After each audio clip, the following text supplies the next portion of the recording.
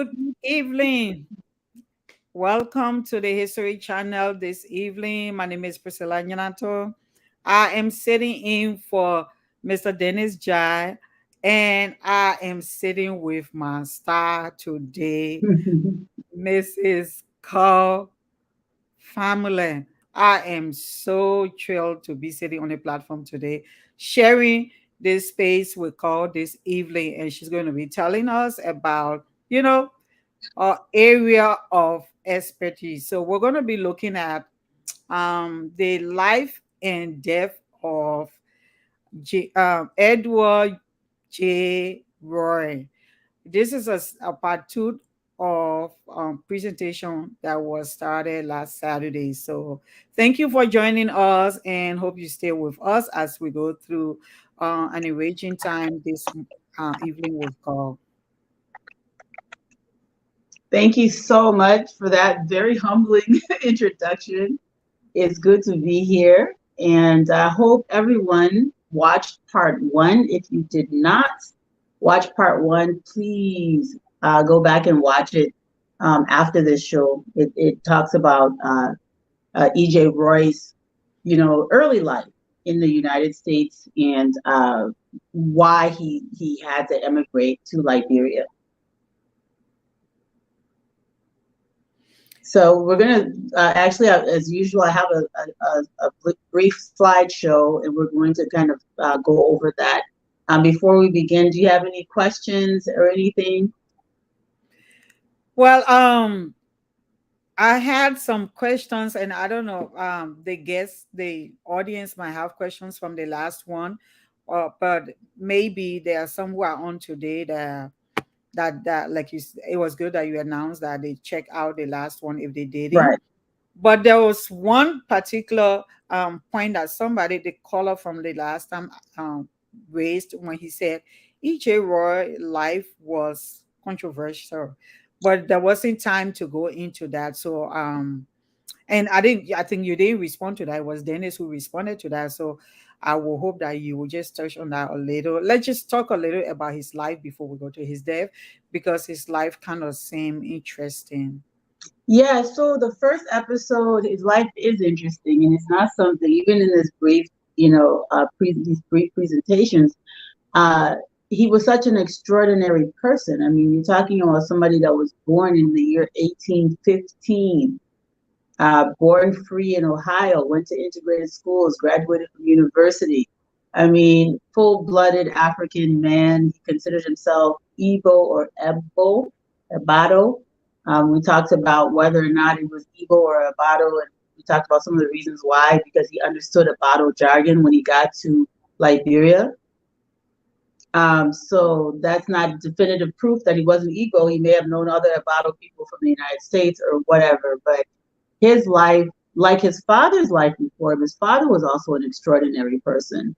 But we're going to talk about his leaving the United States and arriving in Liberia.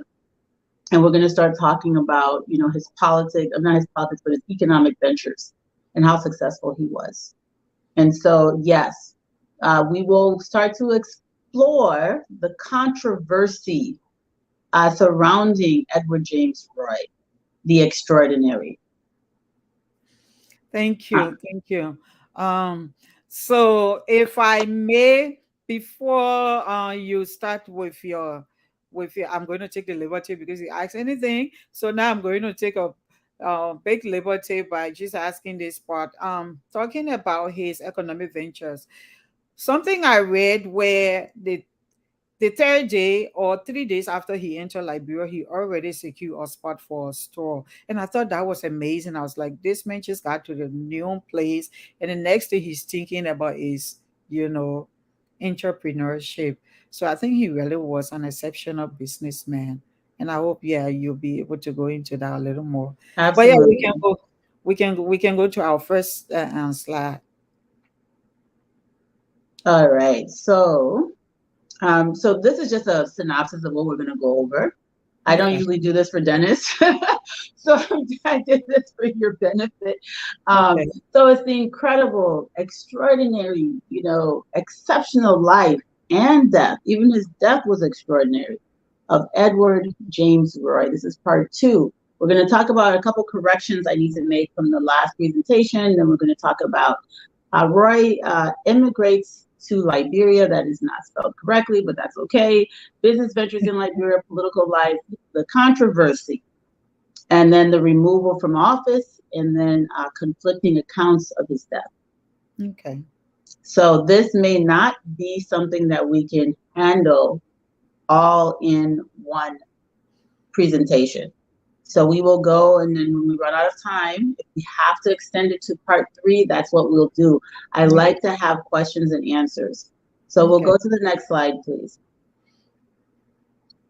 So the corrections I want to make for last week, I stated that I was uncertain that Nancy Roye died. I can now say with certainty that Nancy Roye died. E.J. Roye's mother, Nancy Roye, died in the year 1840. So she did pass away. Her grave is confirmed at the 6th Street Cemetery in Newark, Ohio. Yeah. The interesting thing is, here in the South, where I live in Georgia, people of African descent were not buried in the same cemeteries as European people of European descent. And we talked in the last episode about how liberal Ohio was and how much more advanced and it was before the influx of new European immigrants. So at this point in history, she was buried in an integrated cemetery. Very interesting. 1840. Yeah, it is. So she does have a grave at that cemetery. And I mean, we talked about how affluent the Royes were. Yeah. Sorry, I have a little bit of a dry throat. I don't mean to be drinking out of a bottle on live, but I have to. Okay, so we'll go to the next slide, which is another correction, please.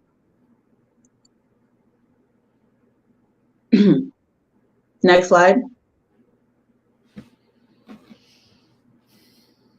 Okay, so I don't know how well everyone can see this, but what's highlighted is that in the year 1846, so 1 year before independence, May of 1846, Edward James set sail on the bark Chatham, and that was May 1846. He actually, so the records, he went alone because there were only 2 immigrants on the vessel.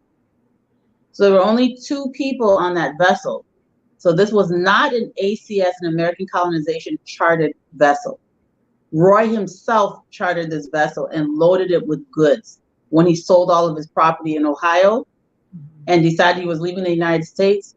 He liquidated everything, bought a bunch of goods to take to Liberia to trade, open a store to trade, and also had his cash with him. And he chartered the ship. So there's only one other person besides Roye that was going to Liberia on that bark Chatham, that ship called the bark Chatham, in May of 1846. So he did not go with his family, as I earlier thought. So that's the other correction. So I wanted to show you all the primary source record, which is the table of immigrants, which is the record of who arrived and how. So the other people that were working on the vessel were not immigrants to Liberia, just ship hands and things like that. So this was basically a ship. Roye probably allowed one other person to purchase their passage on that vessel, but for the most part, it was just Roye and people he hired to carry his goods.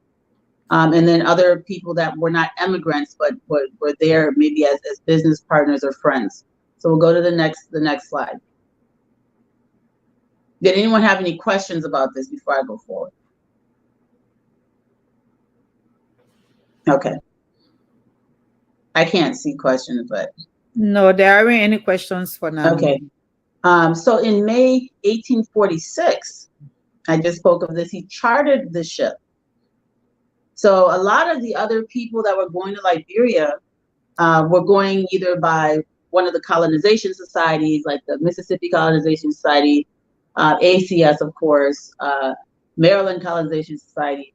In this particular case, Not only did Roy not get sponsored by anyone to go, but he chartered a ship and loaded it with goods. So this is a pure-blooded African man. This is a black man. He's chartering a ship. This is a raw, you put EJ Roy in Calabar, he looks no different from the other people over there, or you put him anywhere in the Niger Delta, he looks like everybody else there. He charters a ship, loads it with goods to take to Liberia to sell, to establish himself, plus his money. And he's liquidated all of his assets in the United States. Remember, he flipped all of the resources he inherited from his father when his father died. And then he subsequently amassed even more wealth. And now he has liquidated that because of the pressures of the new European immigrants to the United States, pressuring successful people of African descent and harassing them and basically, bankrupting them in a lot of cases. And he didn't want to be subject to that harassment. So he left. And he left in grand style. So unlike many others who emigrated to Liberia, here comes a wealthy businessman going to Liberia. Wealthy, educated, refined. Mm-hmm. Mm-hmm. Next slide. So this account basically is, so he arrived at Cape Mesurado on the 25th of June, 1846. It took 36 days to arrive, which was normal at that time. That was typically the amount of days it would take, just a little over a month to arrive, in the first half of the 19th century, of the 1800s. Roy went to meet Governor Roberts, Judge Benedict, who became the chairman of the Constitution Committee the following year. So these are the most powerful and influential people in the country. Mm-hmm. What the little news clipping here says, it was basically talking about how they arrived and the conditions and how they had to have crewmen. That's what they were called. And KROOMEN doesn't necessarily mean clow or what the ethnic group would call crew. It just means coastal people, usually, young men who most of them were either crew, what we call crew today, what we call grebo today, and what we call bassa. Normally, those were the three major ethnic groups that will work on these canoes and help offload vessels when they came and also help load vessels. So the passage just basically talks about as soon as the ship arrives, the crewmen show up with the canoes because that's how they make their money. It's by transferring goods from the ships to the shore because there was no harbor. I mean, there was no port, right? There's no deck and all of that. So the mechanisms haven't been put in place. So it's the crewmen that are carrying things from the ship to the beach. Okay. Or to the dock because the ships could not, the harbor wasn't deep enough for the ships to come all the way up to land. Mm-hmm. And as you all know, that was done much later. So Judge Benedict was extremely powerful. And so was, of course, Joseph Jenkins Roberts, who was the governor of the colony at the time. So immediately after he supervises, I don't know how many hours this takes, as soon as he supervises this offloading of these goods, a shipload of goods, he immediately goes to the government house to let them know, hi, I'm EJ Roy, I have arrived. I need to secure a place for my goods. How much is it going to cost and who can you direct me to?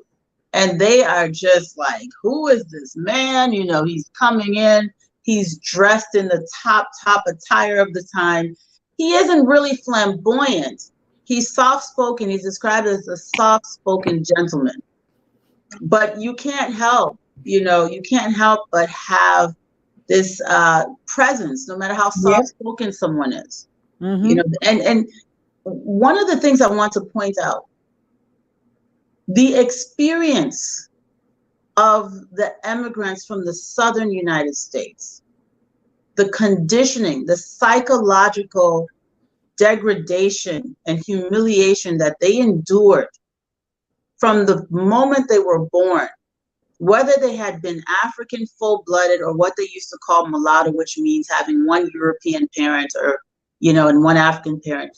If they were born in the South, even Joseph Jenkins Roberts, who was probably only about 25%, he probably, out of his 4 grandparents, probably only one of them was African.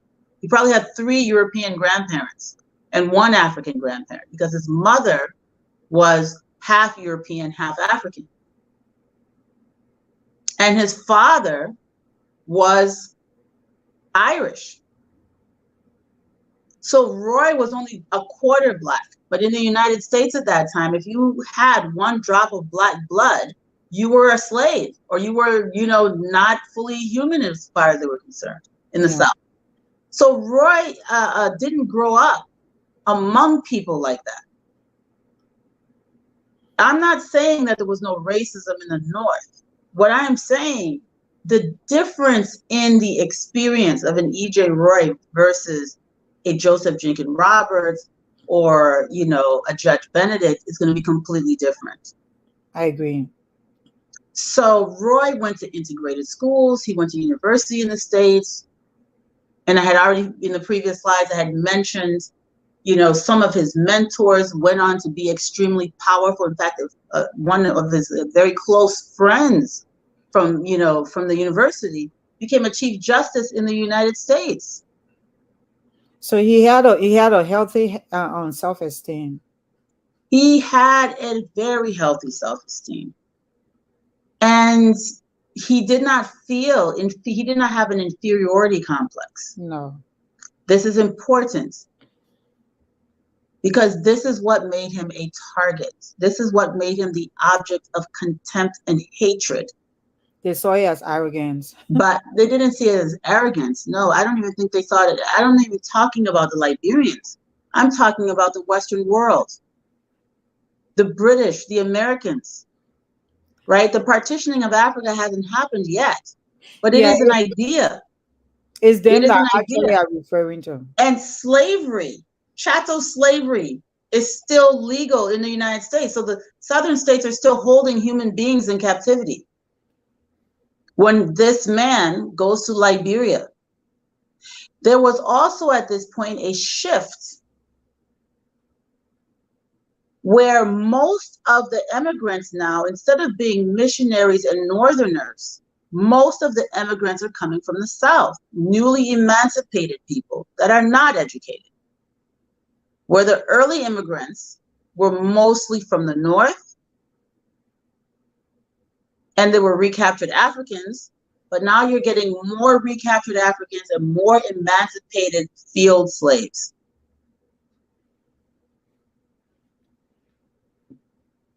So this is important. Roy is an affront to white supremacy. Roy is an affront to European world dominance. Roy is an affront to the theory of white supremacy and racism. He stands as a testament that African people are not inferior and that the whole concept of race is a lie.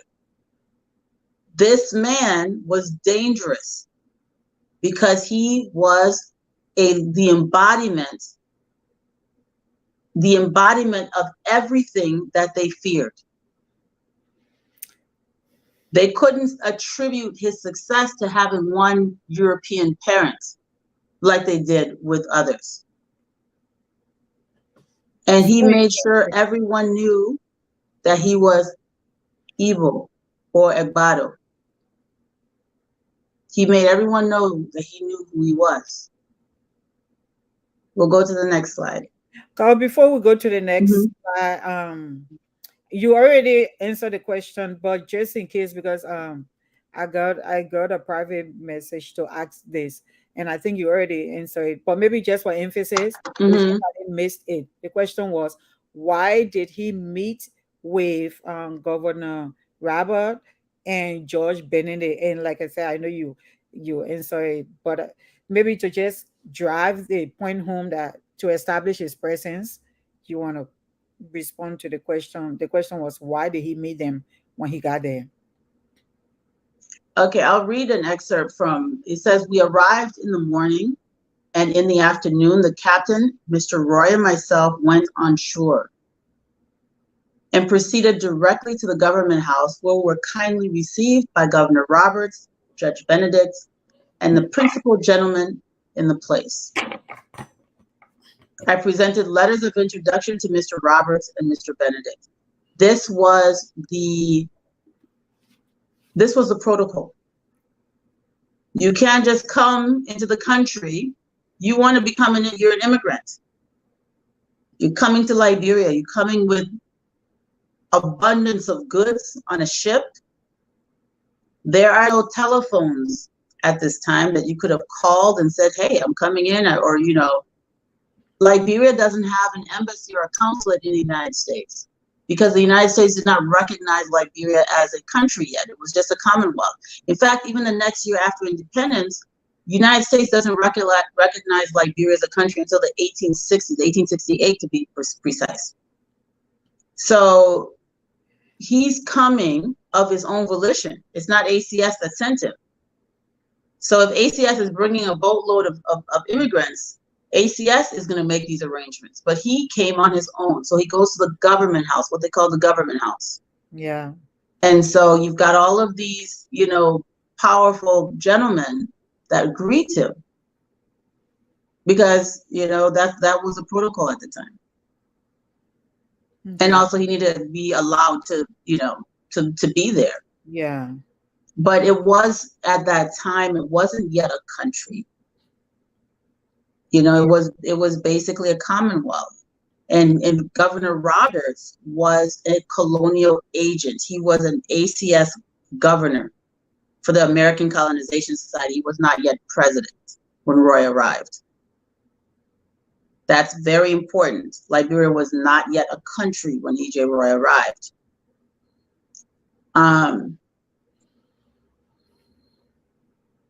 So we're going to talk about economic sovereignty. These quotations, following quotations, are excerpts from newspaper publications in New York, describing the brig Eusebia and E.J. Roy's impact.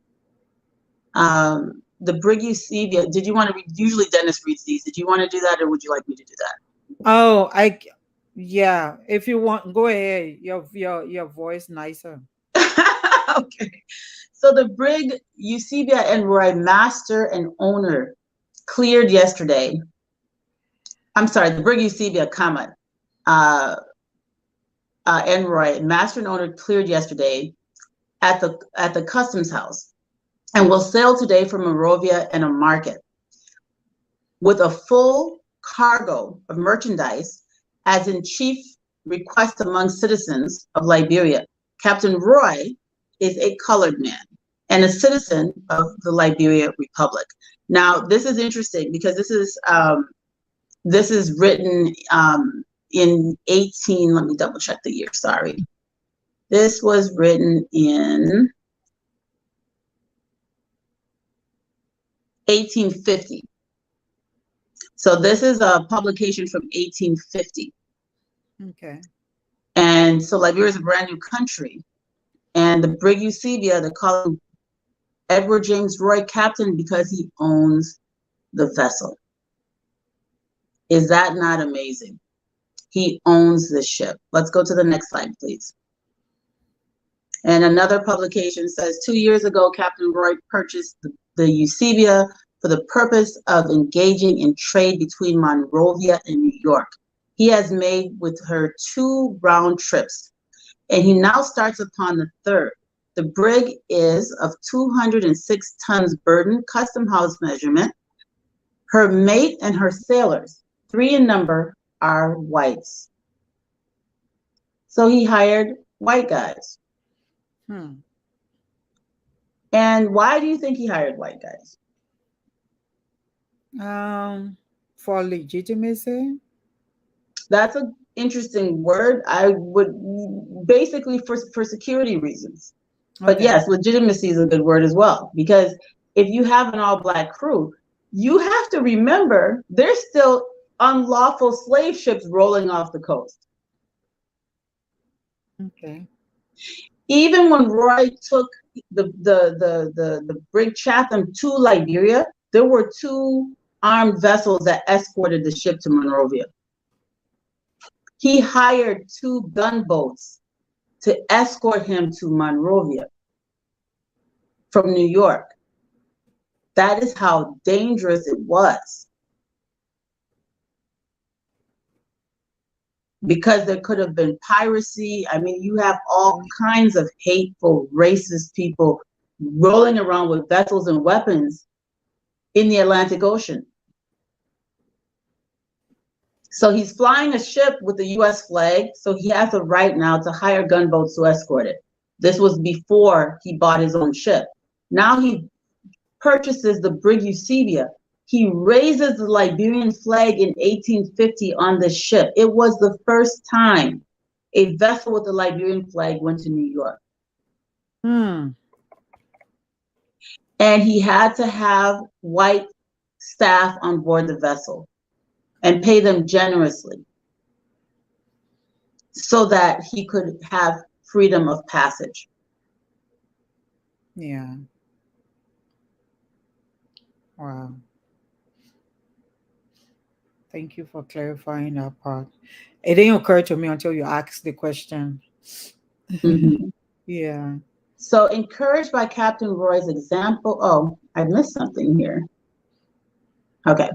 So encouraged by Captain, I'm just taking little excerpts. I mean, these are like all newspaper clippings and articles from the time period. But encouraged by Captain Roy's example, these parties have, all from New York, by the way, these parties have chartered and conditionally purchased the Mendy. So there's another ship now purchased by Liberians called the Mendy.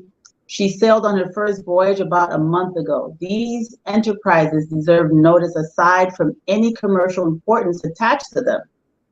They are interesting as show to give their own colony position and consideration among commercial communities. So basically they're saying the bark Mendy, which is Liberian owned, the brig Eusebia, these are all vessels that are incredibly independent. And the reason this became a thing to have your own ships, there were all of these attempts, and this is really important. I'm going to take my time and explain this. One of the motivations for Roy to buy his own ship. If you don't have your own means to export and import, there will be an economic embargo where you can't control your economy, others will do so. When Liberia declared its independence, the United States did not recognize Liberia. So goods that used to come from England, US, and other places were now raising the tariff on these goods so badly as to choke these arrogant uppity, in their minds, Negroes who had the audacity to call themselves sovereign. So when men like Roy come on the scene, the solution, they say, is, hey, we're going to get our own ships. And our brethren who are producing palm oil and producing all of these goods that are still extremely valuable, the Europeans are coming, buying from our shores for almost nothing. Carl, your mic is doing that. I think you're getting a call. Yeah, every time somebody tries to call me, I'll go out and come right back, okay? Okay. Okay. No, you're fine. At Focus on Liberia, we discuss everything Liberia, from education to politics, arts and culture, entertainment, agriculture, history, religion, family, and technology. Focus on Liberia uncovers and showcases the best of Liberia and shows the world the truth about Liberia. We educate, elevate, and promote all things Liberia. We conduct interviews, panel discussions, debates, and more. Tune in to Focus on Liberia on Facebook and YouTube and be a part of the stories that make up the news. This is Focus on Liberia, and I am Dennis Jack. Nope, I'm Priscilla. And I'm here with Carl Family, our historian on our history channel. Thank you for being here with us. I'm sure Carl will be with us shortly. Maybe I should use the time now to read a few comments while we wait for Carl to rejoin us. Okay, Carl is back. We'll have to hold on to the comments. Sorry about that. Oh, you're reading comments? I was going to while waiting. Okay. Oh, go So, ahead. I mean, I think I was in the middle of trying to explain. Is my mic okay now? Yeah, you're fine. Okay, so I think I was in the middle of trying to explain the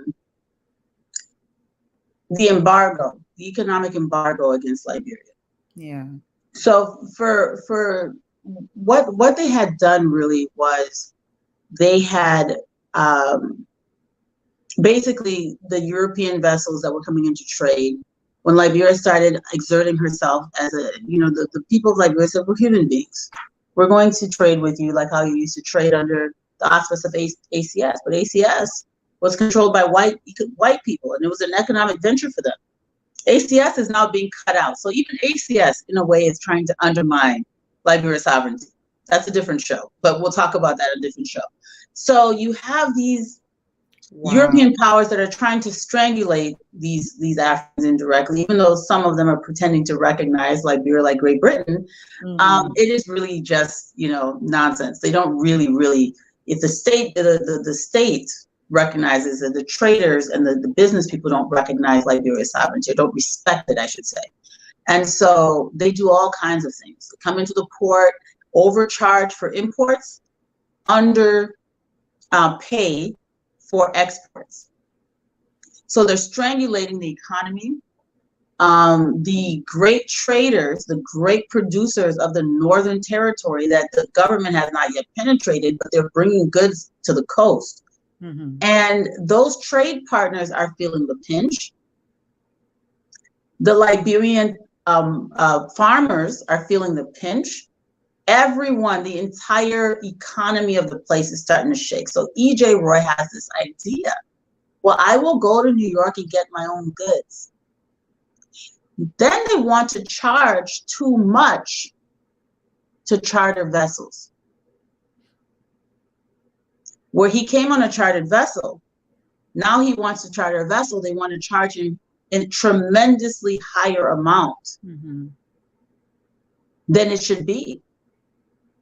And they never thought he would have the audacity to just buy his own ship. Well, if I'm going to pay that, I'll just buy my own ship. I might as well just do that. Yeah, I'll buy my own ship, get my own crew. I mean, it sounds a lot to me like the Maserati group of companies that came much later, right?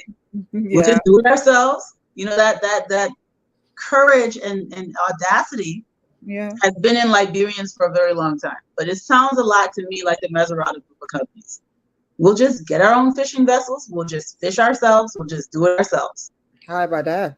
Because we're human beings and we're just like other human beings. We have a right to economic sovereignty. Yep. We have a right to economic sovereignty. And so this is what Roye represents, where they didn't have any problem with the pretense of sovereignty, through political sovereignty, which we'll talk about that in a little bit. But, political sovereignty and economic sovereignty are not the same thing. And Roye understood that.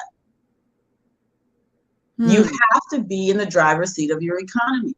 Carl, can you say that again, please? That economic sovereignty and political sovereignty are not the same thing. They're not. I think E.J. Roye understood this. Profound. Yeah.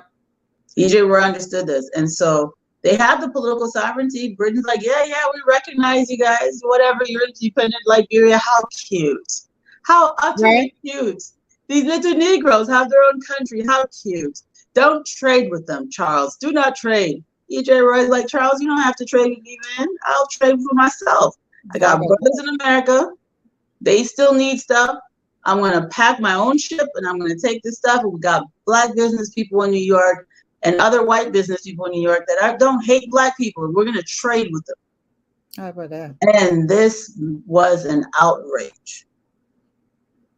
This was an outrage to the people who wanted nothing to do with affluent African people. controlling trade in Africa. I mean, you're talking about a time when the Europeans are thinking about ways to penetrate Africa and control trade in Africa. And their excuse is that Africans are incapable of doing these things themselves. Yes. So we have to sabotage Liberia economically as further proof that Africans are incapable of governing themselves. And Roy's like, no, we're not. No, we're not. I'm going to do these things, and we're going to do these things right. And so this becomes a problem. Wow. Next slide, please. I'll read the next slide. I think I'll borrow from your sweet voice. So let's go to the next slide. Is it the next slide? Yeah. Political life? No. Economic sovereignty. Encouraged. Oh, this is the next slide, right? This is no, we're going to go to political sovereignty. So one of the things I wanted to mention as well is that at one point, I think in Moni Captain's book, he quotes Abayomi Cassell in saying that at one time there were up to 40 vessels owned by Liberians around this time. This is just crazy to me. You know, there were groups of Liberian companies owning vessels. Yeah. And I think for us, it's important sometimes that we, it's important sometimes that we talk about these things to remind people that there was a time when we did have economic sovereignty, that we have not always been, under the control of other economic forces, as almost as an object, as opposed to being a participant or economic partner. We haven't always been objectified. So the 19th century, after the Berlin Conference, there would have been an additional economic embargo. But it is important. I'm not going to spend a whole lot of time on the economics, but I just want everyone to understand how extremely prosperous Liberia was at this point in time. So we're now going to talk about politics that were going on at that point in time, and why Roye entered politics and wanted to have political influence. Yeah. So we'll go to the next slide, please. Okay, political life. J.J. Roberts, the former ACS colonial governor, was elected president in 1847 and every 2 years until 1855. So we had 2-year presidential terms when the country first became independent. And Joseph Jenkins Roberts, if I had like a top, anyway, Roberts was an interesting person. He was the colonial governor of the last colonial governor of the Liberian Commonwealth. And part of the negotiation for independence, and I always describe the negotiation for independence as being having your head in the lion's mouth. And while your head is in the lion's mouth, you have to slowly and carefully negotiate to get your head out of the lion's mouth.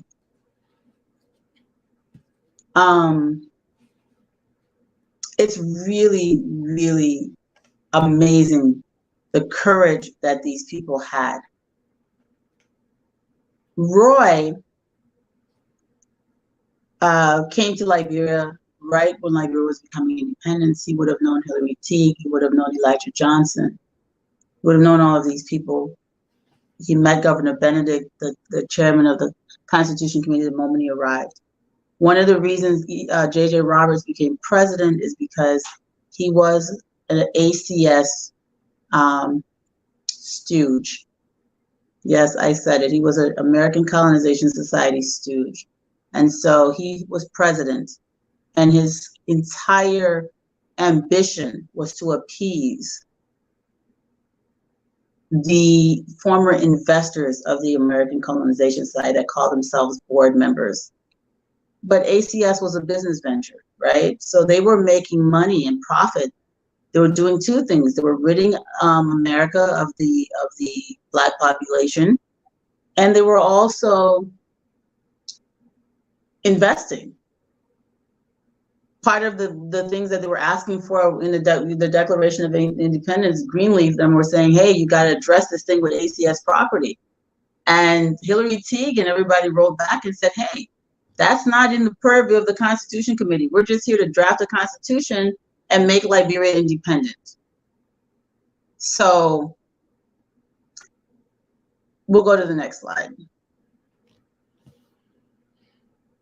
Economic sovereignty. Roberts was followed by Stephen Allen Benson, Warner, and Payne, who were all members of the Liberian Republican Party. Stephen Allen Benson. Wait, say that again? Oh, you just read it? Yeah, so Stephen, okay, so Roberts was followed by Stephen Allen Benson, Warner, and Payne. And everybody knows that from Liberian history. Stephen Allen Benson, full-blooded African. He's the one who was kidnapped as a boy. He was like almost like a folk hero in Liberia. He was the second president. Daniel Rochelle Warner, and then James Briggs Payne. These were all members of the Liberian Republican Party. The Liberian Republican Party were ACS loyalists. These were ACS loyalists. These were the people who were extremely loyal to. These were the people who were extremely loyal to. What is it I'm trying to say? To the American Colonization Society. Their method was now, instead of bringing more affluent, educated people from the north, they were more looking at bringing immigrants, dumping immigrants from poorer southern states, and mostly recaptured Africans who were receiving top dollar. So they were getting paid a lot of money to receive recaptured Africans. Does everyone? So the recaptured Africans are the people that we ended up calling Congos because they came from the Congo Basin. So during this period of Benson, Warner, and Payne, who were basically all under the control of ACS, just like their predecessor, J.J. Roberts, ACS is now making a lot of money, even though Liberia is independent, off of these recaptured Africans. So the British government captures these slave ships that are taking people illegally. Hey, dump them in Liberia. So Liberia is now competing with Sierra Leone for recaptured Africans. They come naked, illiterate, speaking various languages, various cultures. Many of them were warriors. They're traumatized. All of them are traumatized. Some of them were violent warriors that were captured in war and packed up on ships. So you're not talking about, people that are easy to assimilate into a society. Yeah. And then a lot of times too, during this period when the slave trade is illegal, a lot of the unlawful slaves were even children. And so they weren't even able to really fend for themselves and needed to be adopted. So the people who were there first had to start adopting them, teaching them how to speak English. And because they were Christians, they needed to baptize them. And it was a lot of expense. And ACS would be receiving resources for these people. They would give some of the resources to the families, and the rest of it would go back to the investors. And there's much that was written about that. the descent.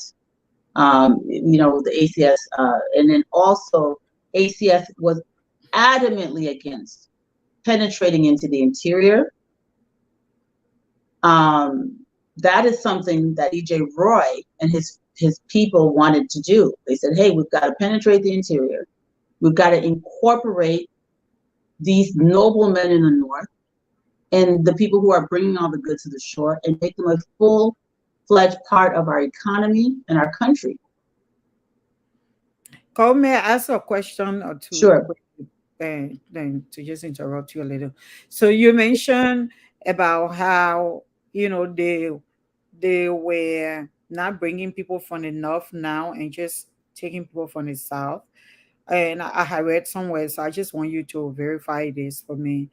That so the free, quote unquote, free men, so those that were educated to some extent, there were a lot of them, especially in the north, that were opposing the ACS in repatriation. They were demanding instead that we were born here, or we are free, we deserve rights to be citizens in this place, so we're not going to be dumped anywhere outside of the US. This is equally our country.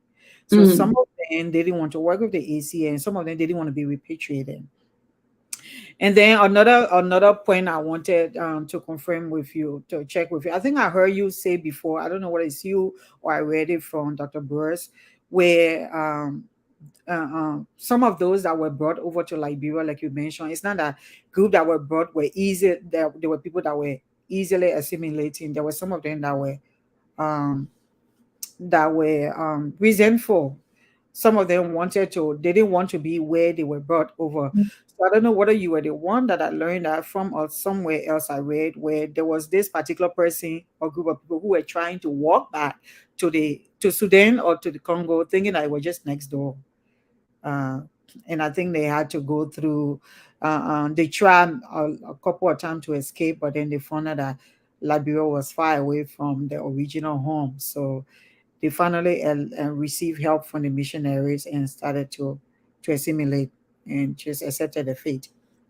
A lot of them were absorbed also into indigenous ethnic groups. A lot of them were what? Absorbed into indigenous ethnic groups. A lot of them felt more comfortable being Gola. A lot of them felt more comfortable, going and joining the Bella people. So especially, you're talking about many of them were very young. And they kept, it was, but the majority, and these people ended up outnumbering, during this period, the number of recaptured Africans that came, they greatly outnumbered the people that came from the United States. Greatly outnumbered them. Really? Most of the people who think that their ancestors came from the United States, their ancestors are actually recaptured Africans that never left. Oh, wow.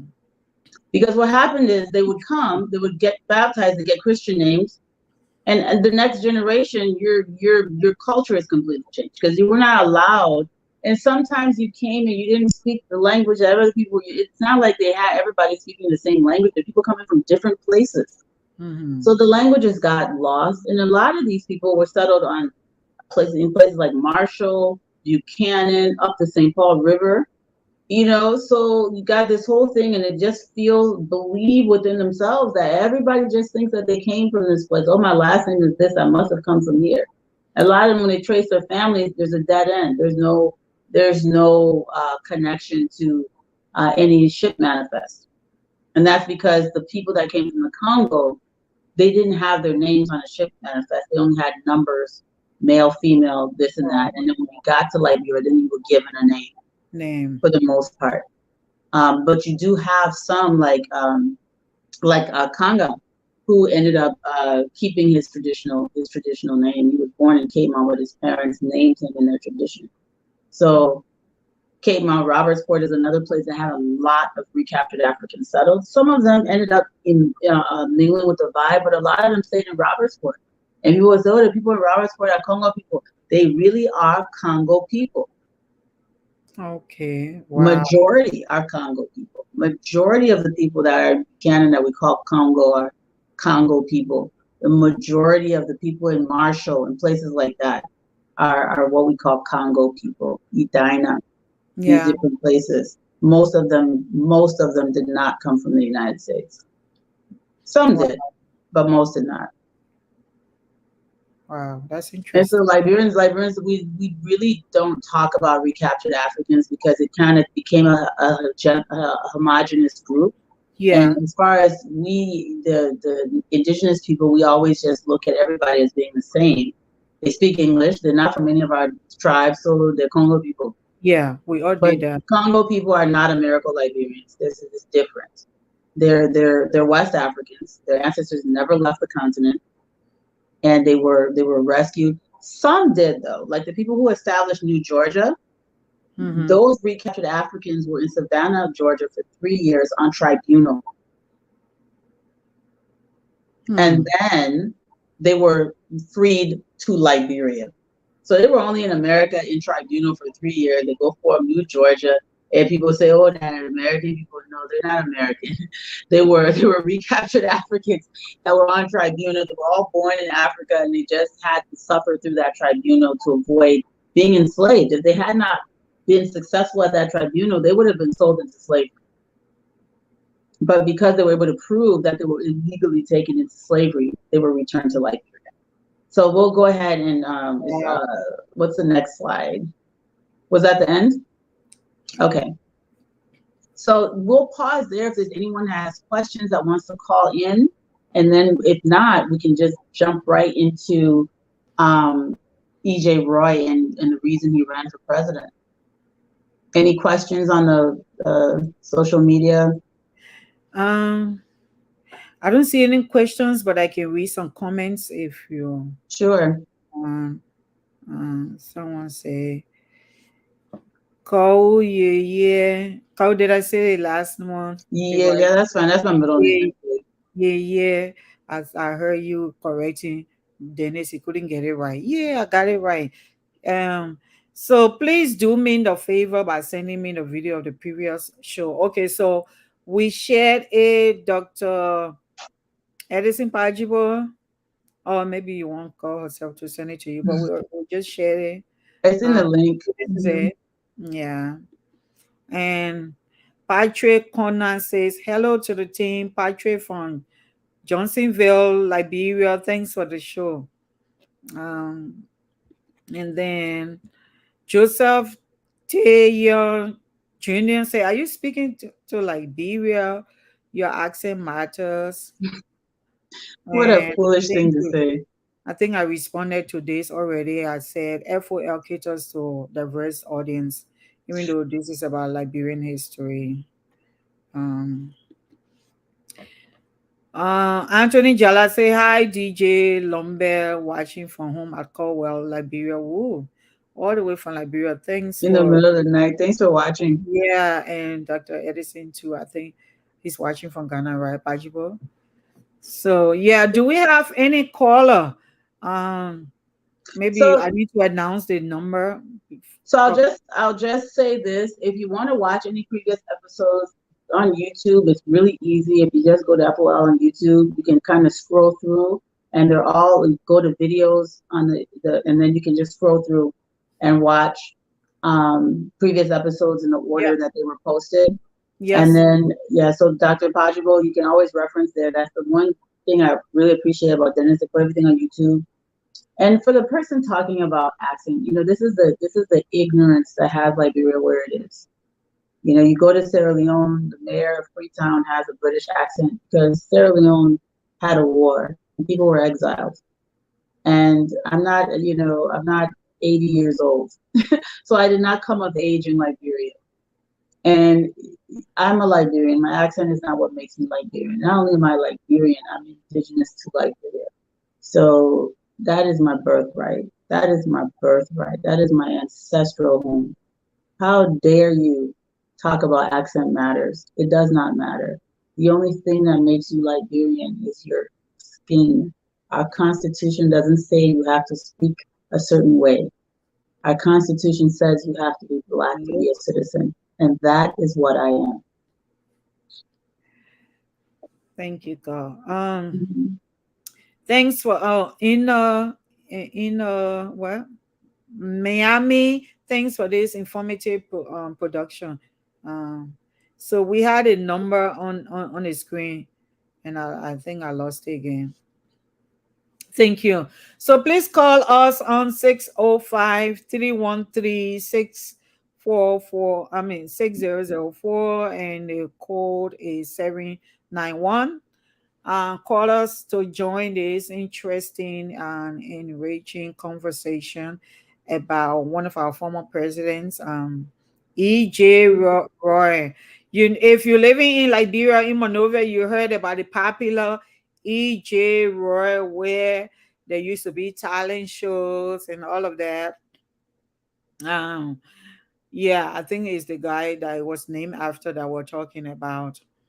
If you used to go for Miss whatever beauty pageant. Yeah, beauty pageant. So I'll just go right into his political life. Okay. So Edward James, we talked about him being a business tycoon. When he started to realize that the government of Liberia was pandering to the competitors as opposed to helping the citizens succeed, they were pandering to those who were competing with the Liberians. Yeah. And, this he felt was cowardice, and he, then created his own party, his own political party. He said he's going to get away from the Republican Party because they were basically ACS stooges or ACS minions, and they were catering to European global imperialism, European meaning Europe and her children, even her American children. And so E.J. Roye ran first for the House of Representatives, and then following an unsuccessful bid for the presidency, he was then elected to the Senate in 1856. So he ran for president and didn't win the first time. Yeah. But 1856, he was in the Senate, and then he was next. He served as the Chief Justice for the Supreme Court from 1865 to 1868. And his business continued to prosper. He was shipping palm oil, sugar, coffee, ivory, all these things to the United States, raw materials and then as he's getting the raw materials, the genius of E.J. Roye was he is also purchasing goods from these Madingo, Vai, Fulani, mostly Muslim traders from the north. He's purchasing their goods at a much higher rate than the Europeans were doing. Oh, wow. So they're prospering more because he's not exploiting them. He knows how much he's going to profit when he puts these goods on the ship and takes them to New York himself. Oh, because So I was he's going to ask you, why was he doing that? doing what? Purchasing at a higher rate than. No, I was going to just ask you that, and you already because touched they were on being that. exploited. When they would come and sell to the British and the Portuguese or whoever else, they weren't paying them what it was worth. Yeah. So you've got these guys that come and I mean, you're talking about, and then the Liberian coffee producers weren't even being paid what they're supposed to be paid. And you're talking about it, people coming from the interior, they're not being paid what the stuff's worth either. So Roye really, really pisses, excuse my language, makes people angry because Roye is now saying, you know what? I'm going to pay you what your goods are worth. Not only my, westernized Africans who have the plantations on the coast, but also the autonomous Africans that are in the interior, in the unconquered and unassimilated territory of Liberia that are coming with goods. I'm going to also purchase your country cloth, your ivory, and all of these things at a respectable rate, unlike what the Europeans are doing. So they only want to trade with Roye now. Yep. So they bring the goods. Hey, where's Mr. Roye? Right? Where's Mr. Roye? We want to trade with Mr. Roye because, if I'm getting $5 for this thing from the British guy, Mr. Roy's paying me $10. Yeah. So now their business is booming. And so now you've got more traders coming from the interior because it's more productive and more prosperous than them going all the way to Gambia, which is what they used to do. They used to go long distance trading. From the northern part of Liberia, goods would reach all the way to Senegambia area. So now, instead of going west or even north through the Sahara, everything's flowing now to Monrovia. It's not even flowing to Freetown, but Monrovia. So goods that would have ended up in Freetown or other places, everybody wants to trade in Monrovia now because you're going to be respected. So this becomes a problem. And the Liberian government now starts to put all kinds of stumbling blocks in because they're being, puppeteered by the powers that be. So Roy's like, you know what, if you all do not have the courage to govern with sovereignty, then I will take on politics. So the old Republican Party of Liberia starts to have issues, but Roy has so much respect among the indigenous people who've assimilated and acquired citizenship, the recaptured Africans, the African Americans who came from the southern states who are not as educated, but they're farmers. All of these people see E.J. Roy as a hero. So in 1870, he runs for office. Yeah. And so he ran for office the first time, and then he wasn't successful. I'm sorry, in 1869. Say that again. So you mentioned he ran for office for the first time. He wasn't successful as Yes. president. So in 1849, he tried to run for presidency. He didn't go anywhere, but he was able to become the Speaker of the House. He became a senator, and he ended up being Chief Justice of the Supreme Court from 1865 to 1868. Right after that, he started his bid again for the presidency. So he, as Chief Justice, he's there dealing with laws and trying to put things in place. All of this he's doing is trying to protect Liberian business interests. Everything Roy is doing is trying to protect not only his own business interests, but the business interests of all of these people in West Africa that are being exploited, that are not being allowed to trade, fairly and equitably. So they want to trade with you, but only to exploit you and trade with you in an unequal exchange. And Roy is defiant. He's saying, no, we are going to have fair trade. Exactly. If you're going to be our trade partners, there will be reciprocity. So the first thing they had tried to do was prevent them from exporting anything. He gets his own ships. Other Liberians get hip to it. They get their own ships. So now, what's the next thing they're going to do? They're going to now start to do, the whole trading process. What's the next thing? Okay, so Roy now runs for president. So you see where the problem is coming in. You see where the trouble is coming in now. Before you run for president, Cole, can I ask you something? Sure. That I read somewhere? I don't know how true is it, or whether you've come across that other accounts where he was threatening that he should leave the house, or that he kept going out of the country because he was doing business. So then he had to resign the speakership, and then he started focusing on his business. Yeah, I mean, so all of the people in the House of Representatives and the Senate, all of these people were planters and farmers and businessmen.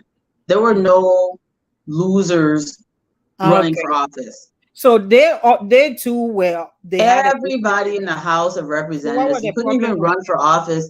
It would be foolish to even run for office. The way we do it now, anybody can just get up. You don't even have, I think you have to have property still, but it doesn't have to be anything. But in those days, these people, this was a part-time job to be in the House of Representatives and be in the Senate and stuff. It was a part-time job. Okay. So they didn't get paid much to do it. They did it so they could influence policy. They did it for the right reasons. Okay. So they didn't do this to get rich. Okay. Yeah, they didn't do this to get rich. These people entered the House and Senate because they wanted to build and evolve their country. Yeah. So these were always extremely successful people that you see running for office in this period of time. All of the big plantation owners, these were the people who would seek office. not the guy who, was riding pimping or, or whatever. It was always Now it's the just people who were the most successful in the society, the most educated in the society, and this was a part-time job. It was really a house of wise, successful people who understood the world. Those were the kind of people who were in the House and Senate. okay. Okay. All right. All right. Thank you for yeah, Mhm. because I was like, why was he leaving his responsibility and kept flying back and forth doing business when he's supposed to be focusing on his job? But it makes sense now. So thank you for clarifying Yeah, that. so everyone was doing that, and that's why they have agricultural breaks, is because all of them had farms. Yeah. Yeah. So you would go and you would have your farm. It was not a full-time job. They didn't Yeah. get paid very much to do it. They only had sitting fees. They didn't actually even have salaries. So you would just go and sit, okay, here's your sitting fee, and it was minimal because these people had money. Yeah. They had their own businesses. So that idea that we have now that a representative is supposed to make, 500 times the median income, I know. and more than the representatives in Europe and the United States make, and that's ridiculous. It's criminal, actually, but that's a different show. Yeah. Right. So Yeah. so So anyway, so Roy creates the Blackwood Party, and he won that position in the year 1870. okay. um, it, Okay. it becomes a true Whig party, but basically it was a Black Whig party.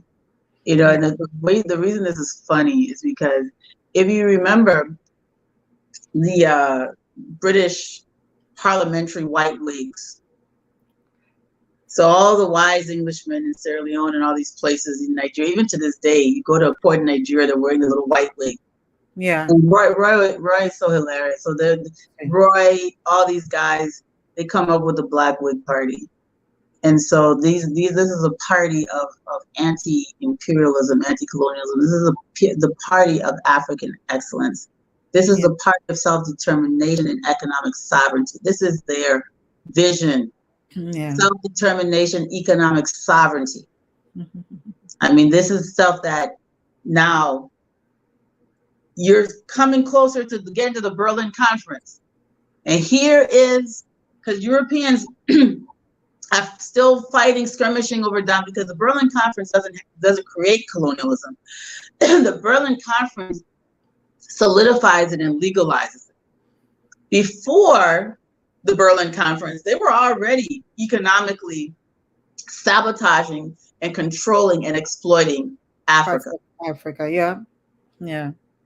And Liberia stood in defiance of this, because their excuse was that these people couldn't govern themselves, they couldn't do anything themselves. And here is a pocket of success standing as a testament, that their whole mantra, their whole reason, their whole crusade against Africa is false. Black Whig Party, furthermore, is not only saying that, hey, it's only us that come from America that have sense, but all of us have sense. And in fact, the people in the interior are the real producers.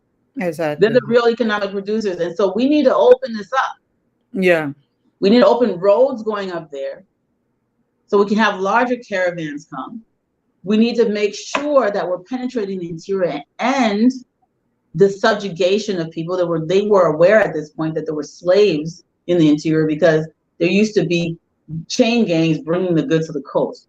Mm-hmm. So what they call porters, in the eyes of the Americo-Liberians and others, these porters look like slaves. So what they account about, yeah, that's what he wanted, but then the other like the other politicians were like, no, it wasn't safe because of the European influence in those parts and the threats for them to just overtake The people in the territory. interior wanted a lot of these. They were businessmen. You're talking about people who are descendants of ancient traders. We had long distance traders. You had like King Mumaru and all of these people in the Northern Territories who were very successful long distance traders. I mean, Samori Toure was in that territory. His father was a successful long distance trader. So you had a tradition of Africans doing regional, even global commerce, right? So these caravans would go vast distances with gold, with ivory, with all kinds of goods from the rainforest. And a lot of these things, salt, all kinds of things. And a lot of these things were carried by porters. And so we had to, the country had to unify, it had to come together, and they had to make sure that that economy grew and that everyone would be prosperous. This was genius. This was brilliant. This was also, in a way, common sense.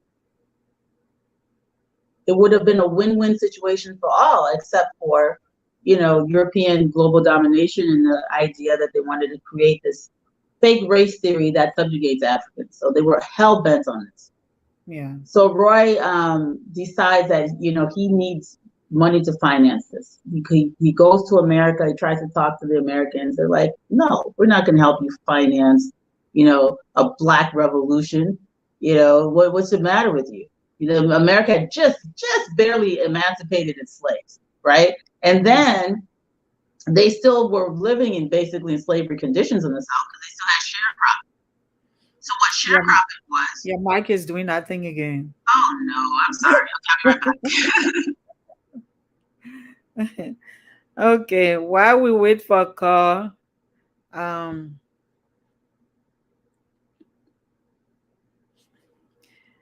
don't you think it's better for Liberia to deny her independence from the ACS and regain it from America because we are allied to America? Alfonso Laha Koti. Alfonso Laha Koti. Let call come back and she might address that.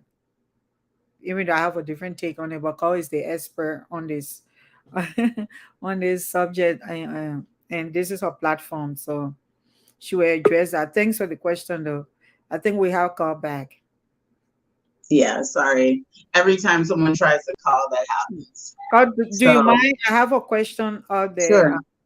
Yeah, so the question, so Alfonso is asking, Alfonso Laha Koti says, don't you think it's better for Liberia to deny her independence from the ACS and regain it from America because we are allied to America?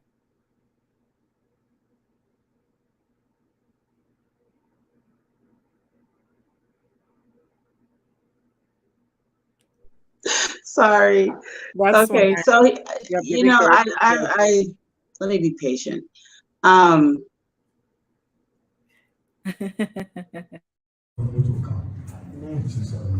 country, sweet Mandela, our country, that God gave us this country. Fellow Liberia, that God gave us this country. We are calling on everyone here to come and pray for this country, Liberia, God gave us this country. What was that? I think that was the appropriate song. Yeah, listen, I don't. The person who asked that question clearly just came on the show to just ask a question. They haven't listened to anything we've said today. Or in previous I mean, even if you started listening to this show and you've never watched any of these other shows, you wouldn't ask such a question. I mean, are you a monkey or a donkey or a cow or a goat? Are you not a human being? I mean, what kind of mentality do you have to think that you're not a human being like other human beings, that you must be attached to someone? And we're not animals, we're humans. I mean, that's just absurd. Oh, don't you think it would have been better if we had remained slaves? No, I don't think that would have been better if we had remained slaves. And no, I don't think we're inferior to other people. And no, I don't want to answer your question.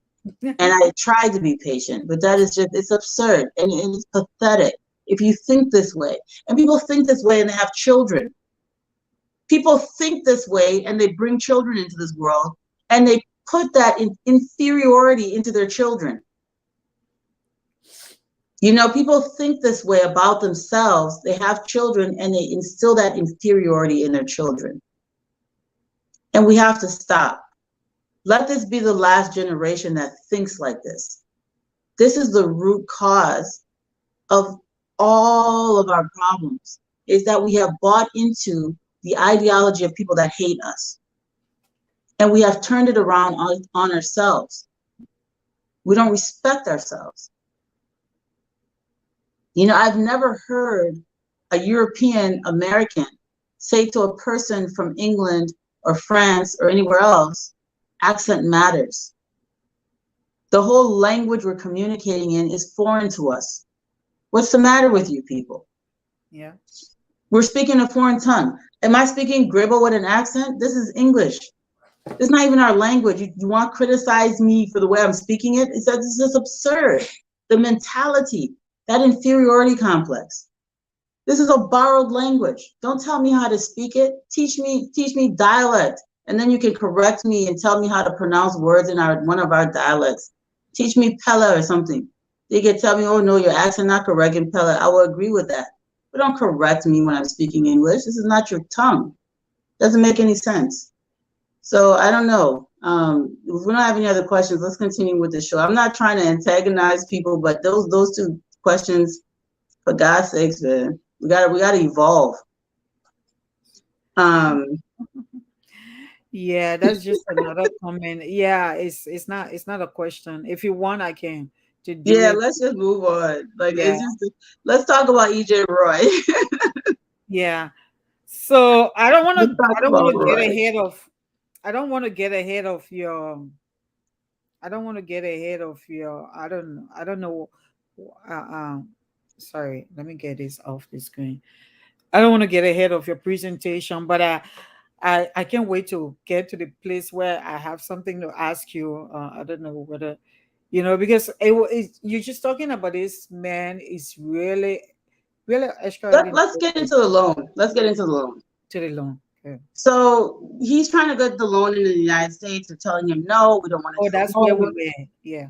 So he's going, so Roy goes, Europe, and then David Chinnery, which is Liberia's consular general for the UK, because the United Kingdom recognized Liberia right away. So they have a consular, like an ambassador in Liberia. And he basically sets Roy up. They basically set EJ Roy up. So they have this idea that they're going to give him a loan with some really, really bad terms because he's desperate to try to finance this great venture that's going to help everyone. Yeah. Because there's more economic sabotage. Yeah. One of the things that's happening is, there's a lot of things going on. They're fighting Roy in all areas. Also, they're trying to seize Liberian territory in the Northwest. The British are trying to seize that territory. So one of the reasons they don't really want Roy or the Liberian government to penetrate the North is because they're trying to control those people. Mm-hmm. They're trying to get a hold of that entire Gola Forest region, which is now Boperu, what do you call it? Not Robertsburg, but Cape Mount, the whole Grand Cape Mount County, beyond the coast, not the coastal part, but the northern part of Grand Cape Mount and Boperu and all those places. The British want that territory. The British even want all the way up into Lofa, right? Modern day Lofa. So these things are things that the British are working on. Meanwhile, the French are on the other side. They want, most of that area too, going into Nimba and all those places. So these people want these rich, resource-rich areas for themselves. Mm-hmm. And here's E.J. Roy talking about penetrating this place for the benefit of the people. That didn't set well with them. So they form a kind of a conspiracy to set Roy up for failure. So basically, they lied to him. They said, "Oh yeah, we're going to give you a loan for $500,000. We're going to, great terms on this loan. We're going to help you out." And it's all pretense. It's all smoke and mirrors. They set him up. One of the other things that's going on simultaneously in the United States is they have this all over really have this thing called sharecropping, where when they freed the slaves, they tricked them similarly, right? So they would give the slaves, say, okay, well, you don't have a job and I don't have any slaves, but I still have this plantation, so you can work for me. And out of your pay, I would take your room and board out of your pay. So for your housing, for your food. And by the time you look, they're in debt and they have to work to pay the debt. So they're digging hole to fill hole. Yeah. That's what they did to the African Americans in the South for the most part. So they were still technically enslaved because they could never leave the plantation because they always owed they're now employers. So now they have an employer-employee relationship, but they were not free to go. So this is a similar tactic. We're going to trap Liberia into debt. So then they are going to be beholden to Great Britain and the European forces.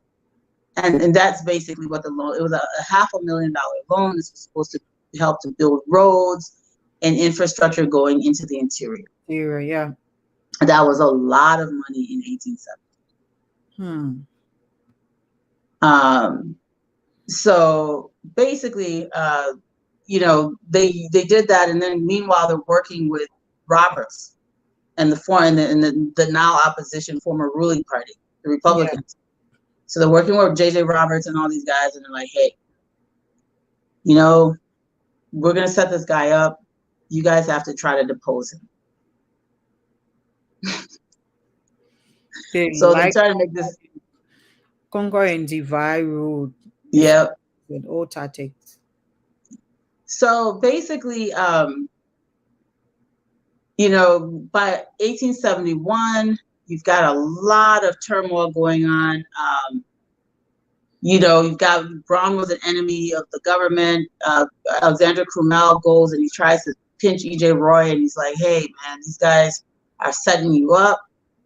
You should probably get out of here. They have really, they're going to impeach you. It's extremely dangerous. And Roy is like, I'm not afraid.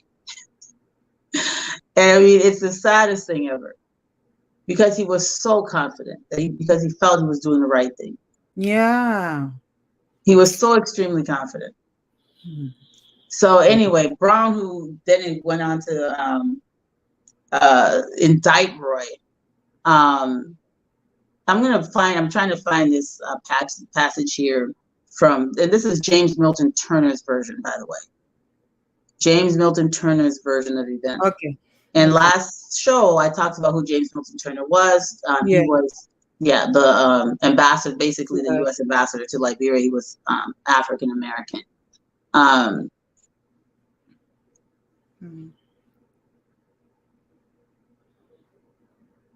So he called the deposition of E.J. Roye.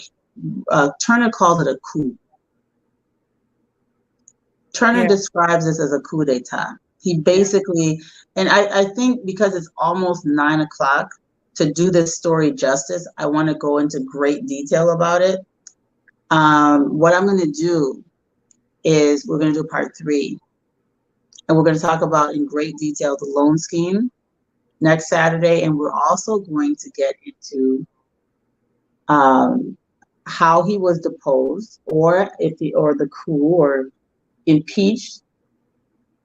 James Milton Turner calls it a coup d'etat. ACS says he was impeached. ACS, American Colonization Society, James Milton Turner, U.S. ambassador, basically, to Liberia. Yeah. Different version. So we're going to compare the two. 10 minutes is not enough time. Okay. So were there any questions on YouTube or anywhere? Let me see if I can pull anything up. Let me see whether I haven't been following Facebook, but yeah, let me see. But yeah, so-called the loan came later. The loan situation came later than 1862, correct? Because it was 1862 or thereabout when we were promoting the idea of producing cotton in Liberia. Yeah, the loan came after his presidency. Yeah, okay. So he was already stepping on toes a lot with these people. Yeah, from the moment he arrived. Yeah, I know. he Mhm. was already getting on the nerves, like you said, wanted to say, and then you said sorry, like pacing them up. I can say, yeah, yeah, because he said, that Because will my mom could be further watching the weaken show. I can't use them. I can't say that kind of thing. that will further My weaken the mom and my American. internet could be watching. Oh, okay, okay, yeah. So So, yeah, he oh, was you just, spoke like that on the internet. yeah, You're never old enough to say certain things around your parents, right? yeah, yeah. Um, So anyway, that's so they were already like, okay, we're setting for you, and then you want to come and yeah. So he already really were on the nerves. I don't see any question here. I'm learning a lot on your presentation. Just comments, but um, I'm learning. Well, Miss Presenter, you are a brilliant and intelligent lady my teaching mannerisms as it relates to my on opinion. this I platform. told you, hold on, let me address that. Sorry. What's his name? Alfonso? Sorrow. But sometimes I'm not like a politically correct person. I study history and I try to be patient as much as possible. But when it comes to African people demeaning themselves and degrading themselves, it becomes personal to me.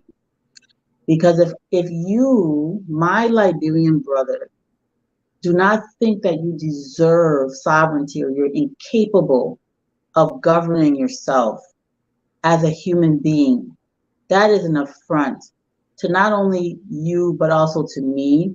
It's an affront to all those who came before us.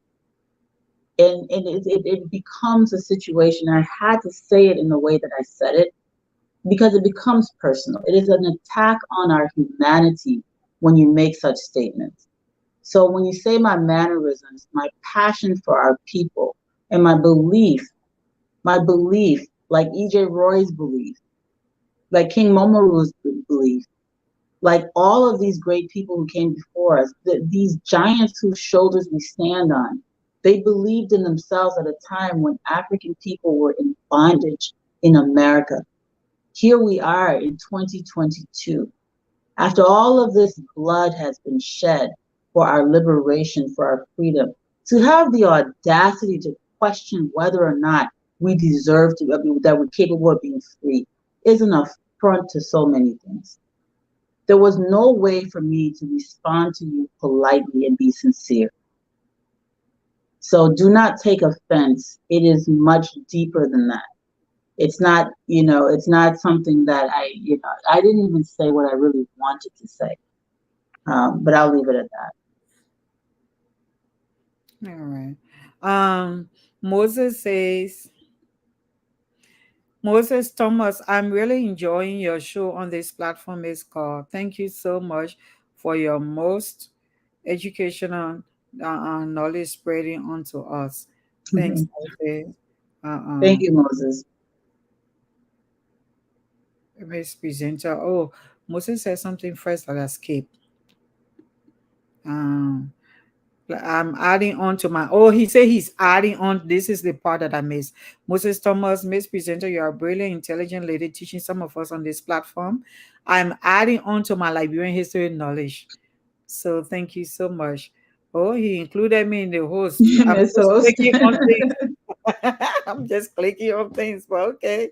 Um, so yeah, thank you, Uncle. Thank you, Yeah. Pastor, for being so generous with your time and just educating some of us. Believe me.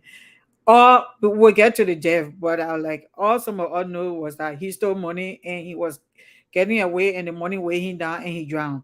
So I'm The so glad ACS that we're gonna version. be And going no, into he this did not next steal. He did not steal any money. I know. He So did I'm not glad steal that any money. you're going We'll get into the loan to scheme be in good. great detail, but he was set up. And according to Warner, please watch next week. Next week, y'all share the thing next week, so that people can watch it live and ask questions. It's funny, people always watch the show afterwards and come back and ask questions. Try to watch it live so we can do, we can do it in real time. But we're gonna talk about the loan scheme, how they set them up, and we're going to also talk about James Milton Turner's version of the execution of E.J. Roy. I mean, he literally calls it a coup. It's one of the most tragic stories for such a shining light to have died the way he did. But we're going to talk about it in detail next week. Please tune in 7 o'clock Saturday, and make sure you share, invite friends so that we can all watch it together. Thank you, Carl. So I guess You're this is welcome. it. Yeah, I guess this is it. So, folks, thanks for joining us this evening, and it's really been a pleasure, sitting here with Carl, and there is something unfortunate that happened. That's why I'm here. If we could pray for that, I would be like, I hope it will be unfortunate all the time. But yeah, yeah. So I'm going to encourage you. I'm a voice worker.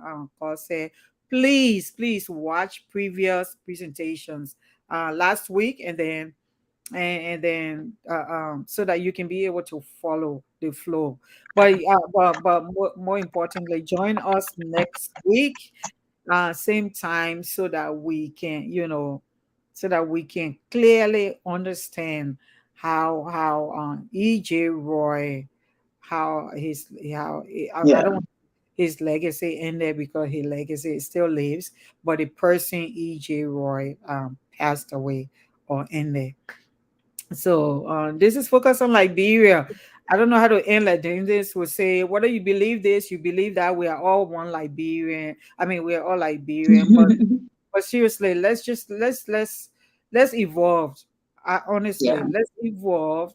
The information is out here and it's free. Please, we've been going through the same.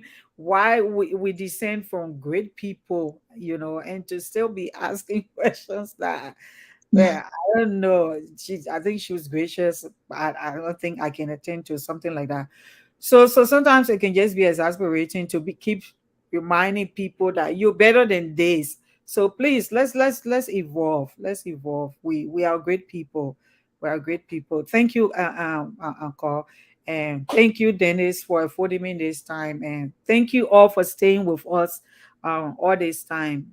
Looking forward and hope to see you next, or hearing from you next Saturday, same time on History Channel. Thank you so much. It was great. Thanks, Priscilla. You did a great job. Really? Yes. Thank you. I'm happy. All right. We are Labira. Labira is our home. Labira people.